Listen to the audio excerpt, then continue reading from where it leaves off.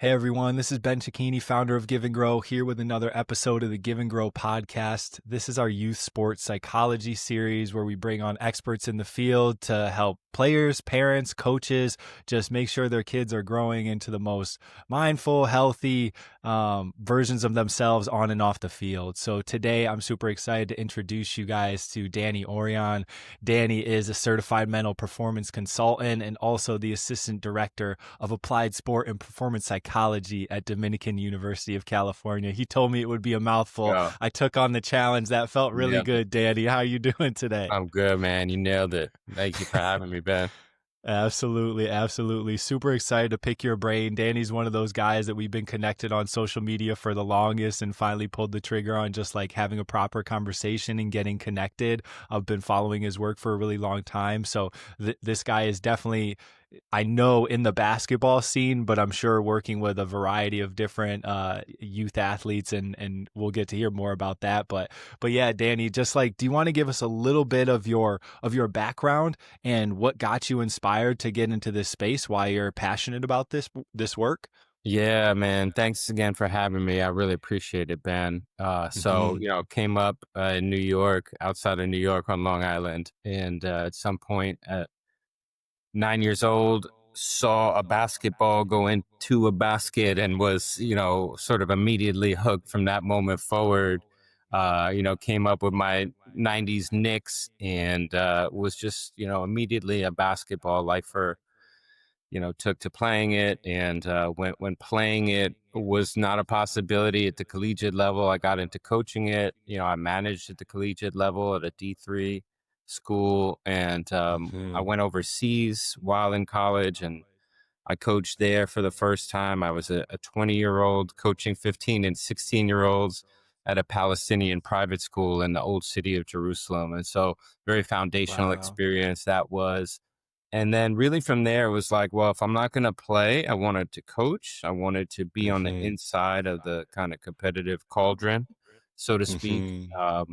I started coaching right out of college, coached at a lot of different levels, a lot of camps, a lot of youth basketball, up through, D3 coaching. And then critical moment, critical career aspect was going overseas to work with Peace Players International. So I did that for two Mm-hmm. years in the Middle East. Wow. Um, and that's an organization that uses basketball to bring kids together in conflict regions. And so that's Mm-hmm. still operational to this day. So I would, highly recommend anyone check out Peace Players International. Yes. Came back to New York, started training. I was riding a bicycle around New York City and training here and there. And like now you look any direction and there's a basketball training session going on. Mm-hmm. So really cut my teeth doing one-on-one skill development, and then started doing AAU and more team stuff, and always noticed that I myself as a coach, I really needed some of the sports psychology elements. I wanted it to help my players with their emotional regulation, with their ability to focus on the present. Mm-hmm. And I realized along the way that I needed it for me as a coach. I was Mm-hmm. this New York City coach kind of yelling at folks like, relax, just relax out there. I was like the most hyper person in the gym. Or trying to get them to lock in the huddle. And I'm just like, I'm sort of panicking. What are we running? Where do we have it? Like all of these sort of, you know, Mm-hmm. thoughts going through my head. And here I am trying to get a group of people to really lock in and just really recognizing that this is something that I needed for myself if I was going to take my coaching to the next level. And so, um, took my world and brought it across the country. Went with my girlfriend, who's now my wife, and mother of our two children, and pursued a master's in sports psychology. And really, along the way, I was coaching a high school varsity team and I was using some of the concepts I was learning. But I really realized for me at that moment that, some of what I was learning in sports psychology and mental performance consulting was, I don't want to say more important, but for me, more meaningful than some of the, X's and O's and, does a ball go Mm-hmm. in or does a ball drop out? And so I Mm-hmm. kind of made the eyes open decision to shift gears at that point in time and still focus on basketball, in mental performance consulting, but really switch over from a basketball coaching career to more of this realm. And so I was Wow. lucky enough to hook on with Dominican, um, and get involved in academia, which was not always the plan, but it's been a great blessing for me and my family. And then Hmm. also now I have a private practice called Hoops Minded, which is mental performance coaching, consulting with mostly basketball players and teams, but also with other sport athletes and performers. Yeah, man, there's so much there. And I just love hearing the journey, of identifying the opportunity to grow for yourself as a coach, as a trainer, Hmm. and how that can lead to just like new passions, new skill sets, and growth in whatever area of life. But like for you specifically in this area of mindfulness, meditation, and performance consulting.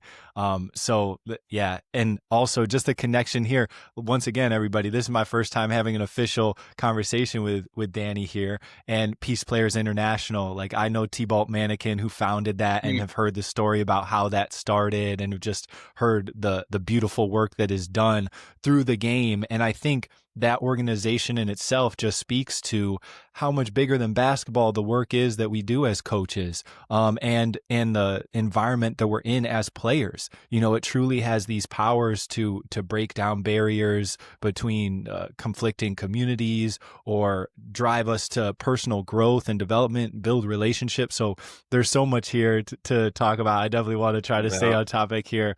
But Danny, like when it seems like with your experience in coaching, we can really talk to coaches here on this episode, and really support them in their own journeys. I'm sure you've come across things in your coaching career that might be real challenges, to support players, to prioritize these different performance skills and that sort of thing. Like, what are some of the most common mental challenges that you see young athletes facing? And what are some of your approaches to supporting players and teams with those challenges? Yeah, man. So first and foremost, I think a lot of the challenge, unfortunately, comes from some of the adults in the room. The parents, the coaches, spectators, how we spectate. And I think oftentimes we instill pressure in our youth athletes beyond what is required, and we make it more about wins and losses and individual performance than maybe it should be or could be. So I often say, sport can teach life lessons when done right. Oftentimes, unfortunately, it's not done right, and there's too much of a focus on winning at all costs. And to me, learning about youth development, the brain, and just the landscape of youth sport, I think we kind of run into a trap where we're too early in a young person's life. We're putting them in a jersey, we're bringing the scoreboards Hmm. out. We've got fans, adults over identifying with their children, and then, yelling from the sidelines, and even coaches sort of, you know, care. I've been at youth basketball camps, a 5-day camp where, coaches Yeah, are super competitive about like, got to win this game on the Tuesday because it's going to impact my seating for, the tournament on Friday. And, we absolutely. just all need to calm down, because what this does before a young person is ready to withstand the pressures of winning and losing, they need to grow into their minds, they need to grow into their bodies, and then just really have fun and improvement, Hmm. right? So Hmm. part of the challenge is, fostering that intrinsic motivation. So intrinsic motivation, we look at like truly enjoying the sport, and then a desire to get better on a regular basis, right? And too much of the time, the focus is on these external pieces, the outcomes, winning, getting a trophy, Hmm. leading others, getting praise from external sources, as opposed to that internal validation. Again, like, am I getting better? Am I loving this process? So I think a lot of times the challenge starts there. And unfortunately, that comes about before, kids are ready to withstand that and understand what's going on. So we fling them in Hmm. scenarios. And then a big piece of the work, and something I'd love to chat on with you, is this idea of identity foreclosure. So a young person will take on the identity of I am a basketball player, and their self-worth, their self-esteem becomes totally intertwined with how they perform. And Mm-hmm. so that can bring about a whole set of challenges and performance anxiety, looking over your shoulder at coach if you miss a shot, are they subbing me out? And Mm-hmm. worse, depression, burnout, and anxiety outside of the sport. When you attach your self-worth to your performance and then you don't play well, you can really take a hit in terms of who you are and how you see yourself. And so I really try to Mm-hmm. start there. I see that as a major challenge to help unpack, and I really see it as a mission to help young Yeah. players recognize that, you are not your sport. You're free to fail. Mm-hmm. The game does not define you. You are a rich person with all these elements that make up who you are. And let's make Mm-hmm. sure you understand that so that you can go to this game and let it be a game. Yeah.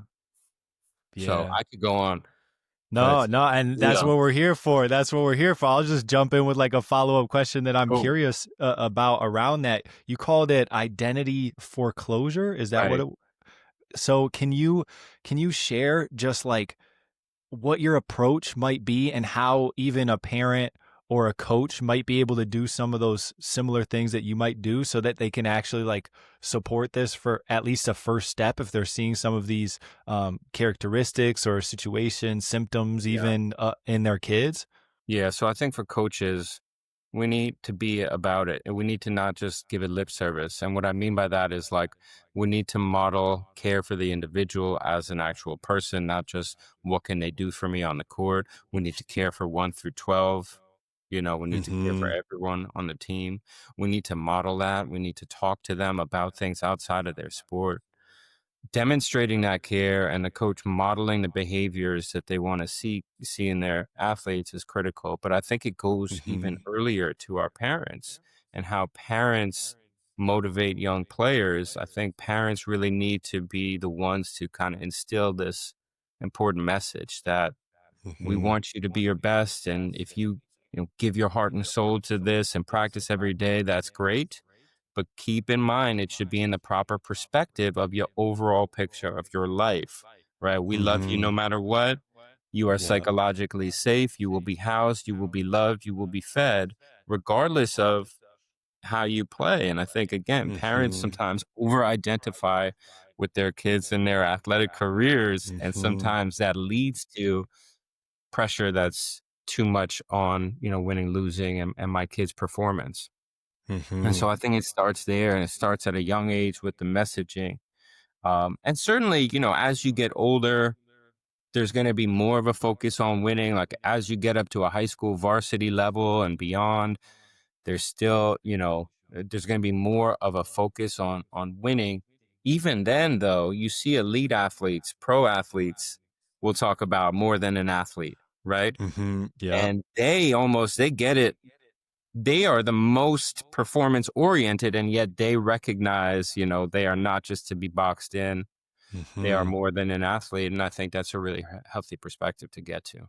I'm so thankful that we have guys in the leagues, all the pro levels, all the different sports that are coming out and having those perspectives and sharing those Yeah. perspectives because those are obviously the people that all of us young athletes look to. You with your Knicks, I had Ben Wallace because I've been Cecchini, for the Pistons, and I'm looking at these guys like, they're just like these next level human beings, which they are on the court, on the field, whatever. But to have those perspectives being shared by these guys, that's a big part of the work that I try to do with the younger guys that I might have a one-on-one with or Cool. something like that, like sharing those little interviews to let them see it, because those are the interviews that have 10,000 views versus the highlight reels that have 2 million views. Right. It's like, Right. can you get exposure to that? But I really appreciate that, you're bringing this up with parents. The one thing I really heard that I just wanted to reiterate that I feel is so important for parents of young people, but especially and young athletes, is that unconditional love. Like, hey,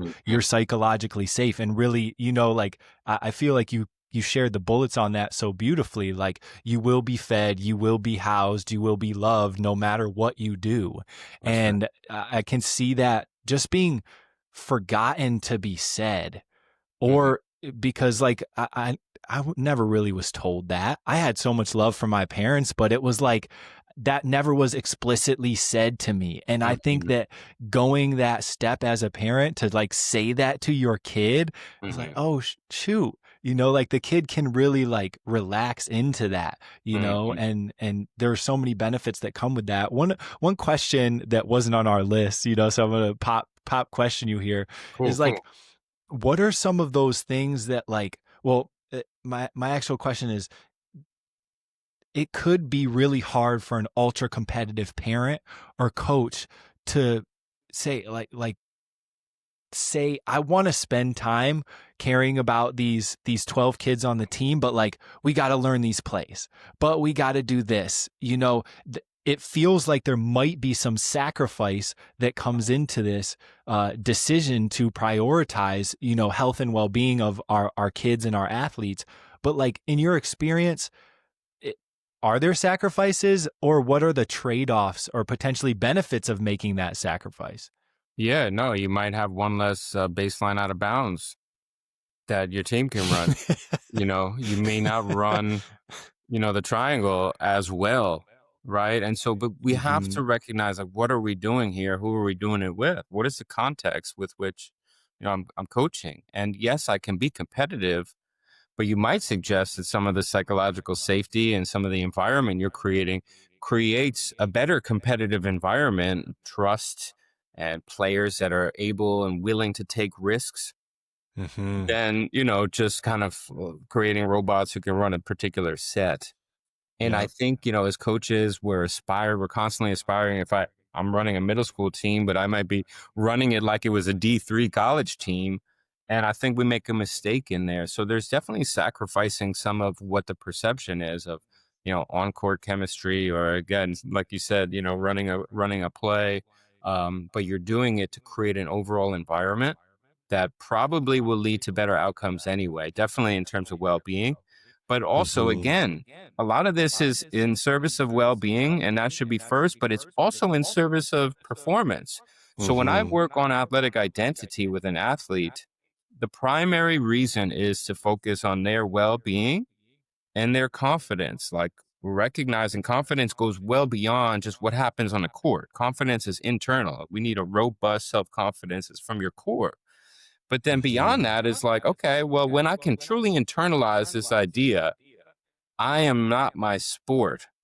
I am free to fail. Well, now I can play more free. Now I'm not going to Hmm. hesitate when this ball comes to me on a swing into the corner, right? I Hmm. am going to attack that closeout. I'm not going to play hesitant. I'm not looking over my shoulder at my parents when I mess up and see what their reaction is. That's It huge. clarifies things that happen. Everything that happens inside a gymnasium is play. We go play a Hmm. game. You work on your skills and practice, and you go play a game, right? And so we forget that. So all of this is also in service of enhanced performance.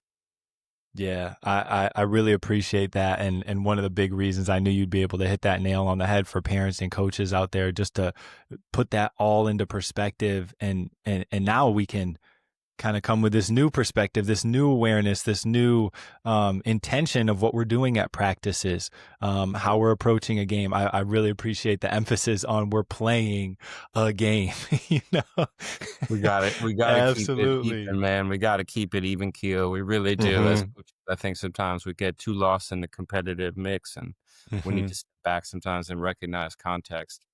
Yeah, I think that brings us to a big piece of your work, mindfulness, mindful awareness.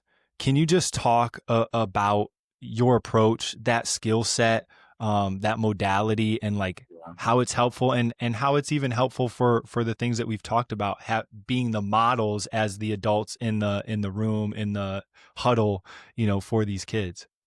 Yeah, so a lot of ways we can go with this, right? There's so much to talk about when we talk about mindfulness. And, I dislike when I, get the vibe that people think it's a buzzword. Oh, mindfulness. Again, we're always hearing about this is thousands of years old. Like, this is not Hmm. a modern buzzword. This is something that's an ancient tradition. And it's also a very heavy lift for young people, meaning like getting a young person to establish a regular mindfulness practice is very, very, very challenging. I mean, Yeah. it's hard for us, and I know you have a practice. It's hard for me. We are constantly in this state of doing, doing, doing, and we learn from people like a Kobe who was doing 3 workouts a day. We understand getting better as doing a thing, right? Mm-hmm. And this is really dropping into your being mode, right? We are not human doings, we are human beings, right? And so Mm-hmm. using mindfulness allows us to access that. So I really try to work with athletes on establishing a formal practice. So 5 minutes a day, 10 minutes a day. Yes, sitting down, seated meditation, could be lying down, could be at night before you go to sleep. Ideally, it's in Mm-hmm. the morning or sometimes when you're awake or alert. And really, what you're doing is you're observing your inner experience. And that teaches us so much because Mm-hmm. what it does is it brings about this awareness of what's going on, what's coming up internally, my thought patterns, my emotions. And then over time, that can build my ability to make logical executive decisions, right? So, we all have a very, very strong alarm system. The amygdala, the part of the brain that was designed to identify threat. And we need that. And I won't disparage that. We need that. That's important, right? Sometimes there are threats. And in sport, threat is like, I'm not good enough. Is coach going to sub me out? I just missed that shot. My self worth is taking a hit. I'm now Mm-hmm. feeling this. That is what we mean by threat. We know we're not going to, you know, be killed if we don't play well. Well, there's not a tiger in a cage that's going to be let out to eat us if I shoot 0 for 7. Right. But we're part of a tribe, and how our teammates perceive us, how people in the crowd perceive us is super important to us. Mm-hmm. What happens when we meditate and we build that mindfulness over time is that we're increasing the space between what happens and how we respond. We're basically growing our prefrontal cortex, the part of our brain that is responsible for that logical decision making. And when something happens, I can perceive it, I can learn from it, and I can move on more quickly. I know we're both Mm-hmm. impacted by our guy Graham Betchard, and he Yeah. popularized next play speed, and is also present play speed, right? Like, what Mm-hmm. is important right now? We always talk about win, Mm-hmm. WIN, Mm-hmm. what's important now. And Yep. really, our ability to be focused on the present moment is maybe the most important mental skill, but that's clouded by, our self worth, our performance anxiety, and all of these challenges. When we practice, and this is a slow burn, this is part of the issue in our society is we want things quick fix. Mm-hmm. When we spend some time and we engage in this practice, we're growing that part of our minds that allows us to be present moment focused, be less judgmental, and make decisions as to how to respond. So again, I think it's a major challenge to get young people to do it, but I know the payoff is really, really strong.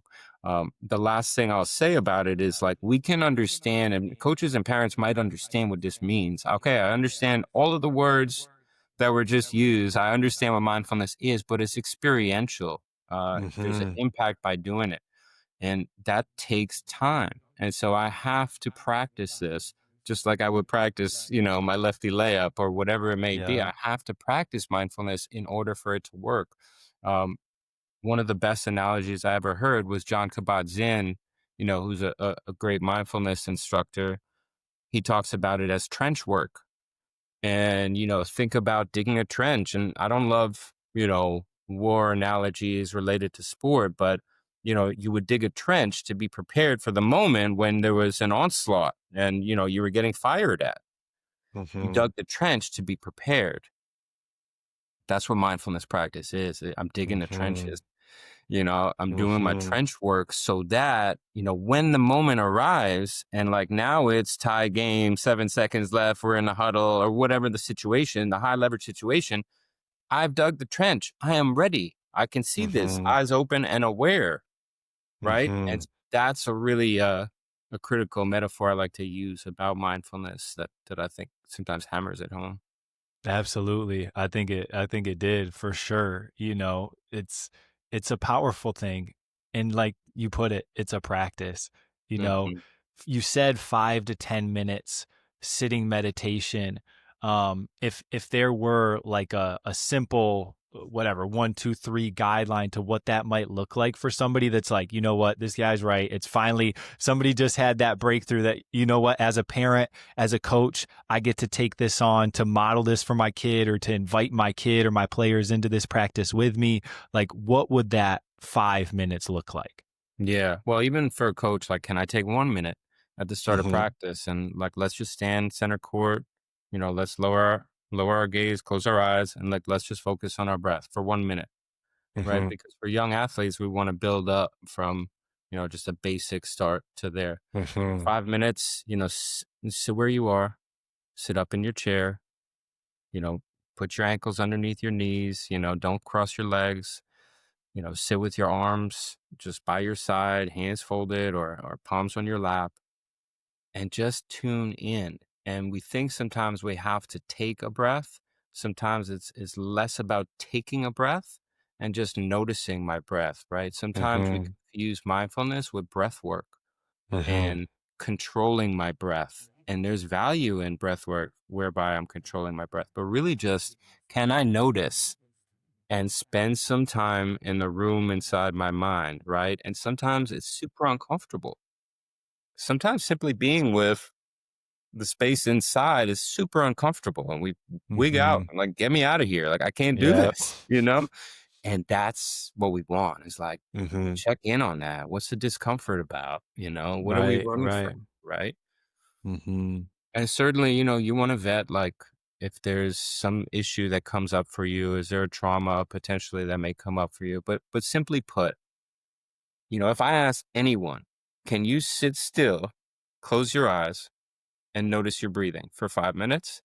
Everyone would say, yeah, I could do that. But in Mm-hmm. practice, setting aside the time and just doing that is actually very hard, right? We say Right. simple but not easy, right? So Yeah.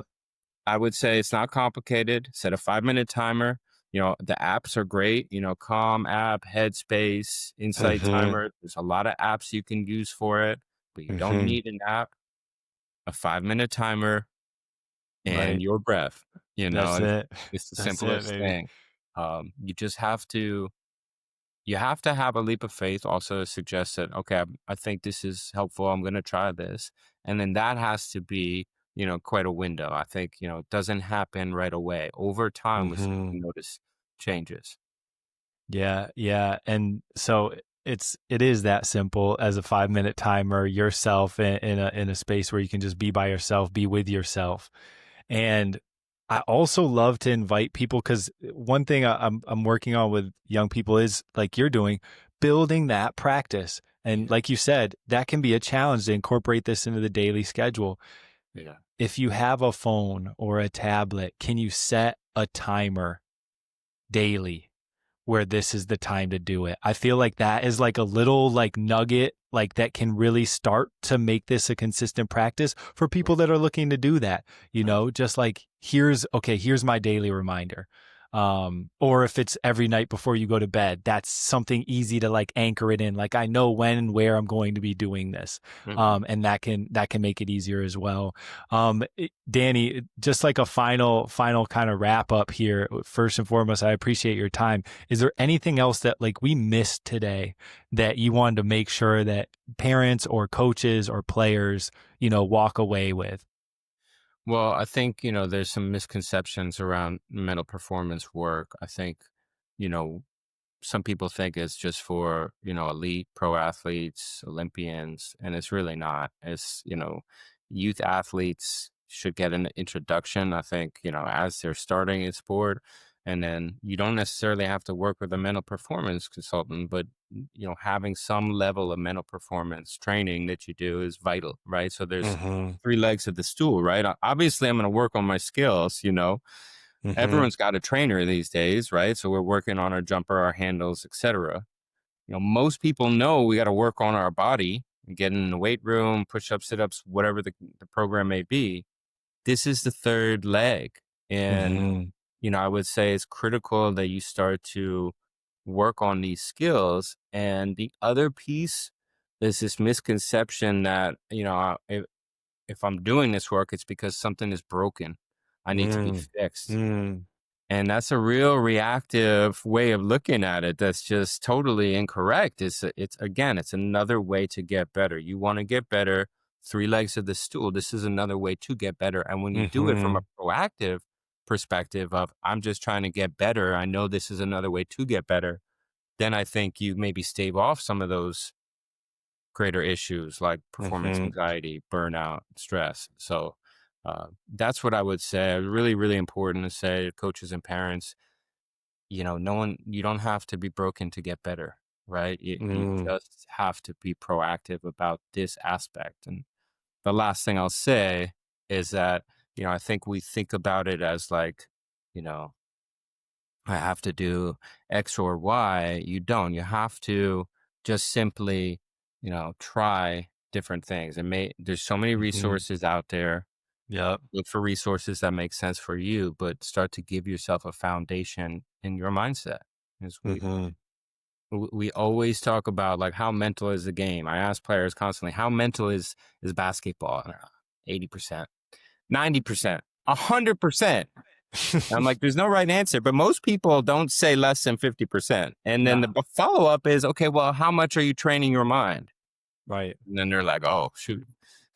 Shoot. Uh, and so it's really, we want that to correspond a little better, right? We know that it's a mental Mhm. game. We know all sports, all performance have a mental component. So let's train that.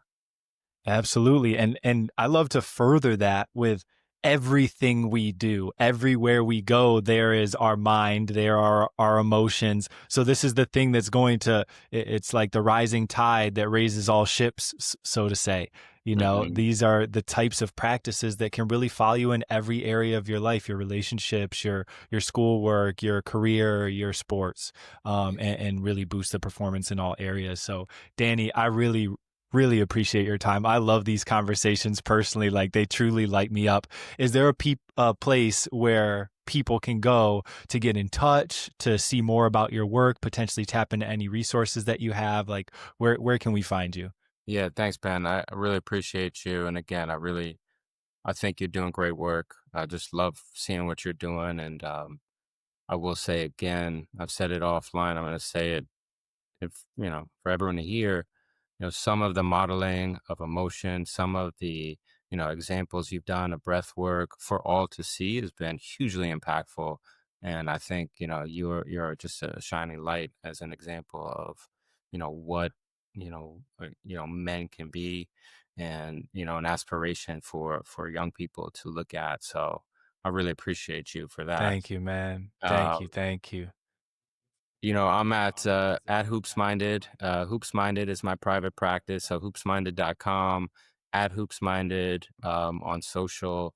And then, for those that are interested in, the academic side, it's Dominican University of California's Applied Sport and Performance Psychology program. It's a graduate program based in the Bay Area, and it's also online. And so if anyone wants to chat about that, um, I would love to talk to anyone. I love talking about this stuff and can talk Yeah. all day about it. So Absolutely. really appreciate the opportunity, Ben. Yeah, thank you once again, Danny. You guys know where to find them. And thanks for tuning in. If you're watching this on YouTube, go ahead, hit like, hit subscribe so that we can stay in touch and you can stay up to date with all the different resources and guests that we have coming through here. Thanks, everybody.